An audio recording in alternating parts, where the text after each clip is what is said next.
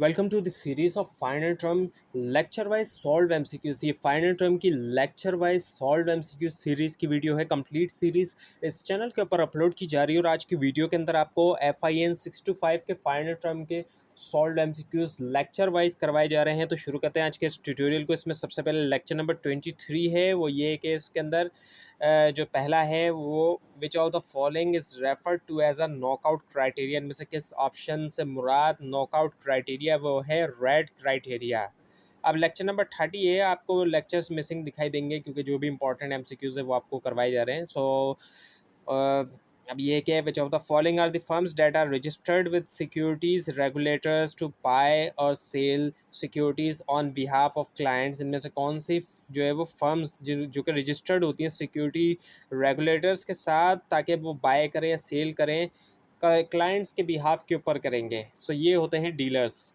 अब लेसन 31 है, लेक्चर 31 है वही के which of the following is the process that identifies loss exposure faced by an organization and select the most appropriate technique for treating such exposures।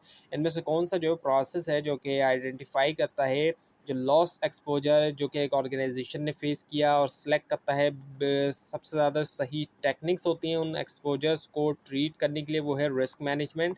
Lecture 32 में ये कि which of the following इनमें से कौन सा जो है वो फर्स्ट स्टेप है रिस्क मैनेजमेंट प्रोसेस के अंदर, वो है आइडेंटिफाई पोटेंशियल लॉसेस। जो भी मुमकिन लॉसेस हैं उनको आइडेंटिफाई किया जाए। लेक्चर 33 ये कि which of the following is the risk of loss due to the failure of internal processes. इनमें से कौन सा जो है वो रिस्क ऑफ लॉस होता है फेलियर ऑफ इंटरनल प्रोसेसेस की वजह से, वो है ऑपरेशनल रिस्क। अब लेक्चर 34 में ये कि which of the following is an insurer in which the salesperson is an employee of an insurer not an independent contractor। इनमें से कौन सा जो है इंश्योरर है जिसके अंदर सेल पर्सन जो है एक एम्प्लॉई है इंश्योरर का, ना कि एक इंडिपेंडेंट कॉन्ट्रैक्टर, वो डायरेक्ट राइटर है।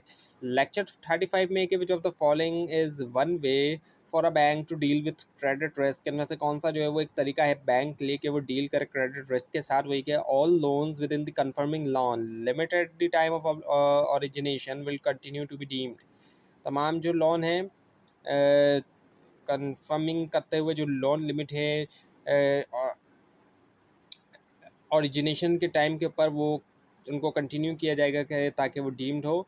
और उसके बाद लेक्चर 36 में ये कि which of the following refers to the life insurance. इनमें से किस ऑप्शन से मुराद लाइफ इंश्योरेंस है that is sold by mutual saving banks, जो कि म्यूचुअल सेविंग बैंक्स जो है उसको सेल करते हैं, उस सर्विस को प्रोवाइड करते हैं, सेल कर रहे होते हैं उस सर्विस को ओवर द फ़ोन के ज़रिए या फिर वेबसाइट्स के ज़रिए। वो होता है सेविंग बैंक लाइफ इंश्योरेंस।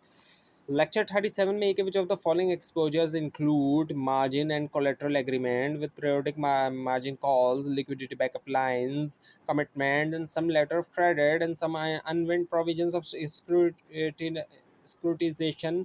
तो इनमें से कौन सा एक्सपोजर में शामिल होता है मार्जिन और collateral agreement periodic margin calls के साथ, लिक्विडिटी बैकअप लाइंस कमिटमेंट और जो कुछ लेटर ऑफ क्रेडिट होते हैं। इसके अलावा कुछ अनवेंट प्रोविजंस जो है सिक्योरिटाइजेशन के, वो है लिक्विडिटी सेंसिटिव्स। लेक्चर 38 में ये कि under which of the following accident victims can not sue at all regardless of the amount of claim. So कौन से इनमें से कौन से ऑप्शन के अंदर हम देखते हैं तो ये होता है कि एक्सीडेंट विक्टिम स्यू नहीं कर सकते रिगार्डलेस के जो अमाउंट ऑफ क्लेम है, वो है प्योर नो फॉल्ट प्लान। अब ये कि लेक्चर 39 में ये कि which of the following is the one way for a bank to deal with credit risk. इनमें से कौन सा जो है वो एक तरीका है बैंक के लिए कि डील करे क्रेडिट रिस्क के साथ, वही कि all loans with in the confirming loan limit at the time of origination will continue to be deemed, और ये रिपीट हुआ है आई थिंक। अब ये के लेक्चर 40 में ये कि which of the following is the first step in the risk management process. Risk management process का पहला स्टेप देखते हैं तो वो ये कि आइडेंटिफाई पोटेंशियल लॉस, जो भी मुमकिन लॉस है उनको पहचाने, देखें क्या है वो। लेक्चर 41 ये कि which of the following are the firms that are register with, अच्छा दोबारा डीलर वाला आ गया कि ये रजिस्टर होती हैं सिक्योरिटी रेगुलेटर के साथ के बाय या सेल करें सिक्योरिटीज़ क्लाइंट्स की बिहाफ के ऊपर। लेक्चर 42 ये कि which of the following instruments are viewed as relatively sophisticated instrument. इनमें से कौन से इंस्ट्रूमेंट को देखा जाता है रिलेटिवली तौर पर sophisticated instrument requiring some effort. के कुछ एफर्ट रिक्वायर होती है बहुत बैंक की तरफ से भी और जो कस्टमर है, ताकि इंश्योर करें कि कॉन्ट्रैक्ट को अच्छी तरह अंडरस्टूड किया है कस्टमर ने, वो है फाइनेंशियल डेरिवेटिव्स।